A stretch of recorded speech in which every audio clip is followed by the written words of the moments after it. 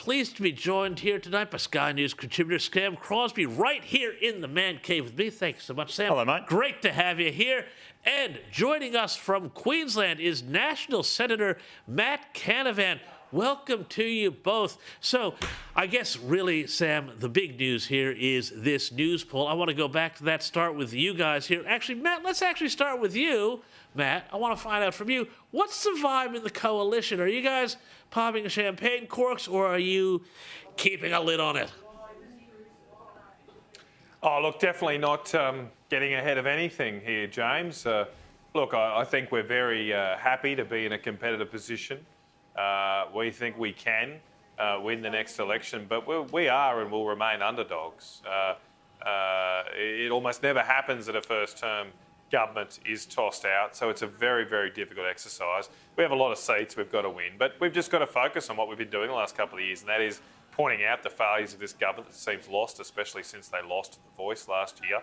And we do need to provide an alternative. I think Peter Dutton has done that with his policies like nuclear energy. We've got to do more of that leading up to the election, because I do think there's a mood for change. I've been here in Queensland on the first day of voting at the state election. I've been here in Serena, supporting Glenn Kelly, the LNP's candidate for Moroni. And definitely people want change here in Queensland.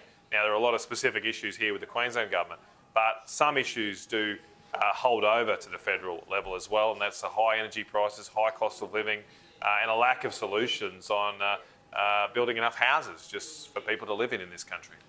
Yeah, Sam, I'm going to go back to that little bit I played there in the editorial where Albanese said, and you could almost feel everybody tense up when that first happened, hey, I've never lost a Newspoll. That's like almost begging for that clip to be played because it eventually is going to happen. But, is there a concern in Labor that maybe too much time has been spent on things like the voice coming into government and not enough on putting the mark on, practical things for people, like economic things, that sort of thing? Look, I think there was a year ago when the voice was lost. I think there was a lot of soul searching in our team of people thinking, what did we just spend the last year doing? I got to say, I think for the last couple of months, I think they have been shaping up to be a lot more election ready.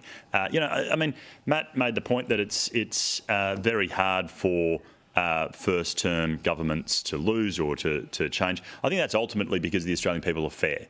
And they look at it and they say, well, is 3 years really long enough to do all the things you said you did and whatnot? Or do you deserve to go round again? And I think generally speaking, even though people, yes, I agree this poll is not good news for Labor, but I think generally speaking, people will look at it when they go to vote and they'll think, has the Liberal Party changed sufficiently so that the party that I kicked out 3 years ago, are they happy, are they ready to be brought back in now? And has the current government done enough to be re-elected? My general vibe is they, in the next 6 months or 3 months or however long we've got to go, I think my general vibe is, I think you're going to see a re-elected Labor government. Yeah, but I mean, that's sort of So James, basically their re-election pitch, is going to be, look, we might be pretty crap, but we're not as bad as the Scullin government of the Depression. That's going to be their pitch. That was a pretty, I like Sam. I think he does a good job with hard materials at times, but they haven't got a lot to rest on. If all they're saying is, look, we're still better than the other team, they're in a very vulnerable position because they really haven't delivered much. They haven't delivered on their promises to lower power prices. They've opened up our borders to an extent we just never have seen in our country's history. Gentlemen, let me just put this to you. Let me just take what Matt said there, Sam, and put this to you here. If the proposition is that Australians generally return a government for a second term, and you see people like Tony Plibersek out there saying, hey, look, it's all about the sports wars. People remember how bad things were. But that's not really a recipe for saying, here's something positive, proactive, forward. Absolutely. And what are we going to say? Sure. And that shouldn't be the campaign that Labor runs on. I couldn't agree with you more. They're going to need to outline what they're going to do for the second term. And, I've been saying for the last, 4 or 5 years of coming on this show, it needs to be housing. That's got to be the centrepiece of it. But to Matt's point that he made in his opening salvo, okay, nuclear power, you've released a 2-page document on nuclear power. What else? You know, what else is the opposition proposing makes them worthy of forming government? I'm happy to take that up.